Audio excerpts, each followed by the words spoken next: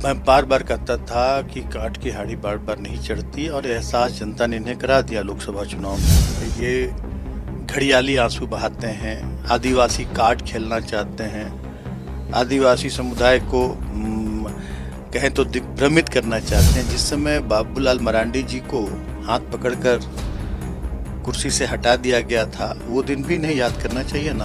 हम report card लेकर जनता के बीच जाएंगे, और एक मजबूत टीम, हमारे माननीय मुख्यमंत्री काफ़ी अनुभवी हैं, और मजबूत टीम निश्चित रूप से बनेगी और हर क्षेत्र में काम।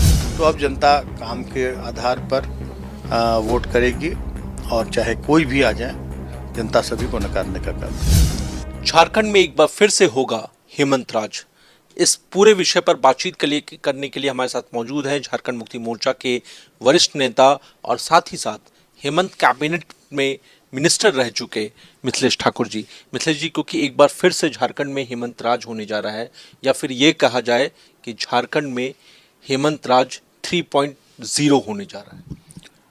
देखिए, झारखंड में हेमंत राज या कोई कहें चंपई राज, ऐसा कुछ नहीं है। झारखंड में झारखंडी राज, ये कहें तो उचित होगा, क्योंकि ये लोकतंत्र है, और लोकतंत्र में जनता सरकार बनाती है, सरकार हटाती है। ये तो एक व्यक्ति को जिम्मेदारी दी जाती है, और वो व्यक्ति के रूप में कभी हमारे माननीय हेमंत जी रहे। और जब राज्य को अस्थिर करने की कोशिश की गई, जनता की चुनी हुई सरकार को अपदस्थ करने की और पिछले दरवाजे से सत्ता हथियाने की कोशिश की गई, तो पूरा झारखंड के प्रति पूरी निष्ठा रखने वाले सारे हमारे गठबंधन के लोगों ने एकजुटता दिखाई, और पूरे विधायक दल ने मिलकर हमारे सबसे वरिष्ठ नेता और झारखंड के महान आंदोलनकारी आदरणीय चंपई सोरेन जी को अपना नेता चुना, और उन विपरीत परिस्थितियों में, विकट स्थिति में हमारे माननीय चंपई सोरेन जी ने पूरी परिपक्वता का परिचय देते हुए 5 महीने तक इस राज्य को जो माननीय हेमंत सोरेन जी की जो सोच थी, हमारे इस राज्य के निर्माता आदरणीय शिबू सोरेन जी की जो सोच थी, उस सोच को गति देने का काम किया, अंतिम पंक्ति के लोगों को तक उनका हक अधिकार पहुंचाने का काम किया। और आज जब स्थितियां बदली, साजिश का पर्दाफाश हुआ, साजिश नाकाम हुआ, हमारे लोकतंत्र में जो न्यायपालिका भी एक बहुत मजबूत स्तंभ है, न्यायपालिका से न्याय मिला हमारे माननीय पूर्व मुख्यमंत्री हेमंत सोरेन जी को, तो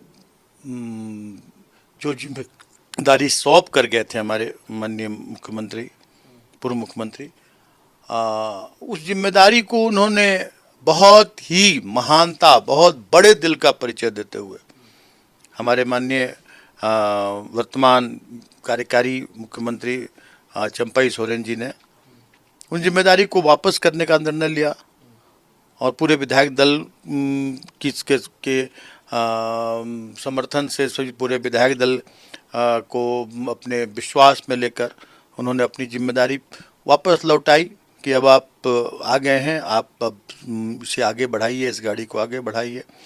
इसलिए 2 और 3 कहना हमारा सीधा सीधा लक्ष्य है कि हम जनता को कैसे उनका हक अधिकार दिला सकें, और गुरु जी के सपनों का झारखंड कैसे बना सकें। इस बीच, क्योंकि जब चंपई सोरेन राजभवन में अपना इस्तीफा देकर के बाहर निकलते हैं और मीडिया से जब वो बातचीत करते, तो उन्होंने एक बड़ी बात कही कि मैंने स्वेच्छा से अपना इस्तीफा दिया है।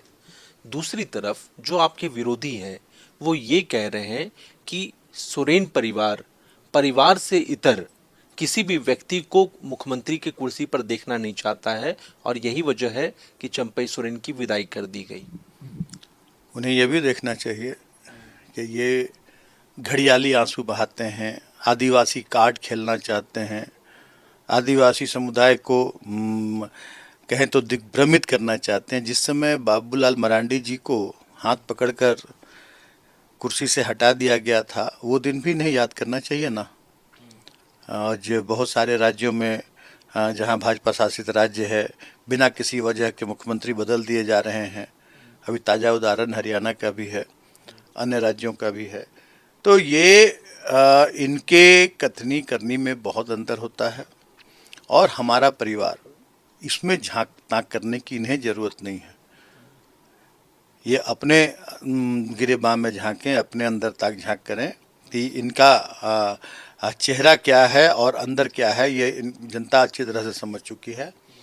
और कहीं से भी हमारे गठबंधन में या हमारे दल में किसी तरह का कोई मनमुटाव नहीं, सभी हम एक परिवार की तरह रहते हैं।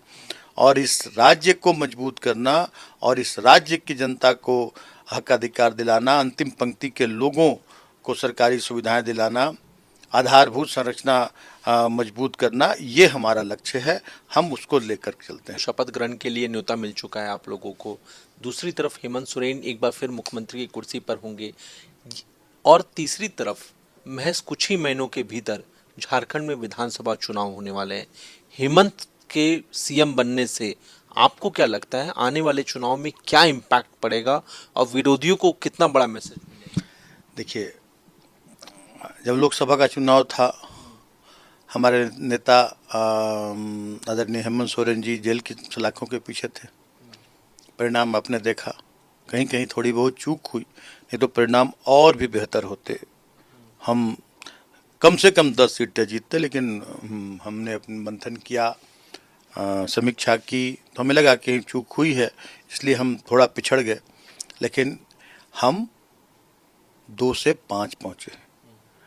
और ये आदरणीय चंपई सोरेन जी, हमारी कल्पना सोरेन जी कहें तो इन्हीं ने, यही हमारे स्टार प्रचारक थे, स्टार कैंपेनर थे हमारे। और पूरे कार्यकर्ता से लेकर सारे पार्टी के पदाधिकारियों ने जी जान लगाकर काम किया, और आज हम 5 पर हैं। और विधानसभा चुनाव में आप देखेंगे कि अब हमारे नेता युवाओं के दिल की धड़कन और इस राज्य को गति देने वाले हेमंत सोरेन जी अब बाहर हैं, बागडोर भी संभालने जा रहे हैं। तो निश्चित रूप से हम और मजबूत होंगे। और हम 65 पार का दावा तो नहीं करते, 400 पार का दावा तो नहीं करते, लेकिन हम 50 पार निश्चित रूप से करेंगे। और उसके आगे कोई भी गिनती जा सकती है, इसमें कहीं से भी कोई शक शुबा नहीं है। सर, चलते चलते ये बता दीजिए कि हेमंत सोरेन की जो कैबिनेट होगी वो कैसी होगी, क्योंकि कल आप लोग दिन भर मंथन करते रहे, अभी 2-3 दिन और लगातार चर्चाओं का दौर रहेगा, कैसी होगी कैबिनेट? ये देखिए, ये सब माननीय मुख्यमंत्री का विशेषाधिकार होता है। माननीय मुख्यमंत्री जब शपथ लेते हैं तो उसके वो कैसा अपना टीम बनाना चाहेंगे कि जो लक्ष्य है उसको हम प्राप्त कर सकें, तो निश्चित रूप से बहुत सोच समझकर माननीय मुख्यमंत्री इस पर विचार मंथन कर चुके होंगे, कर रहे होंगे। और एक मंथन करके एक ऐसी टीम बनाएंगे जिससे जो काम अधूरे बचे हुए हैं उसमें और तेज़ी आए, और हम अपना रिपोर्ट कार्ड 5 साल का जनता के बीच लेकर जाएं। क्योंकि हम झूठ की बुनियाद पर हम कोई काम नहीं करते हैं। हम पूरी तरह से अपने कार्यों को लेकर जनता के बीच जाते हैं, और जनता को हम ये बताने का काम करते हैं कि आपने जो जिम्मेदारी सौंपी थी उसमें हमने कोशिश की कि उन जिम्मेदारियों को पूरी तरह से निभाने में हम सफल हों। तो हम रिपोर्ट कार्ड लेकर जनता के बीच जाएंगे, और एक मजबूत टीम, हमारे माननीय मुख्यमंत्री काफ़ी अनुभवी हैं, और मजबूत टीम निश्चित रूप से बनेगी और हर क्षेत्र में काम होगा। सर, इस बीच केंद्रीय मंत्री शिवराज सिंह चौहान का भी झारखंड दौरा होने जा रहा है, हिमंता बिश्व शर्मा भी आने वाले दिनों में आने वाले हैं, और जिस तरह से ये दोनों बड़े नेता बीजेपी के बार बार झारखंड का दौरा कर रहे हैं, यह क्या आप लोगों के लिए चिंता का विषय है? देखिए, मैंने बार बार कहता था कि काट की हाड़ी बार बार नहीं चढ़ती, और एहसास जनता ने इन्हें करा दिया लोकसभा चुनाव में। और चुनाव जनता लड़ती है, जनता चुनाव में मैंडेट देती है, जनता के हाथ में सब कुछ होता है। चाहे माननीय मोदी जी भी आकर बैठ जाएं, शिवराज सिंह चौहान साहब आए हुए हैं, स्वागत है इस राज्य में, ये तो राज्य ही है कि अतिथि देवो भव। हमारे हिमंता बिस्वा शर्मा जी जो पुराने कांग्रेसी थे, आज भाजपा में हैं, आज माननीय मुख्यमंत्री हैं असम के। सभी लोगों का स्वागत है, सम्मान है, लेकिन हमें अपनी जनता पर भरोसा है।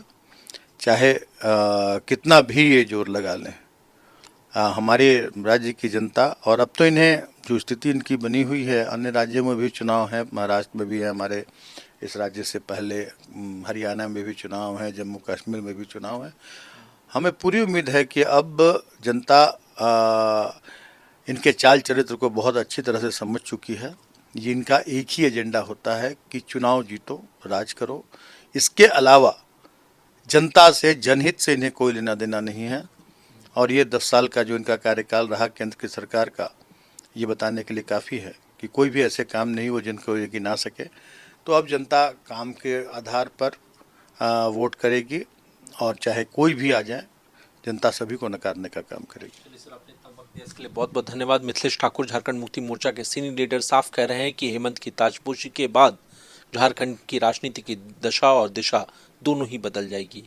अपने सहयोगी उमेश और चंदन के साथ मनीष मेहता, 99 न्यूज़, रांची।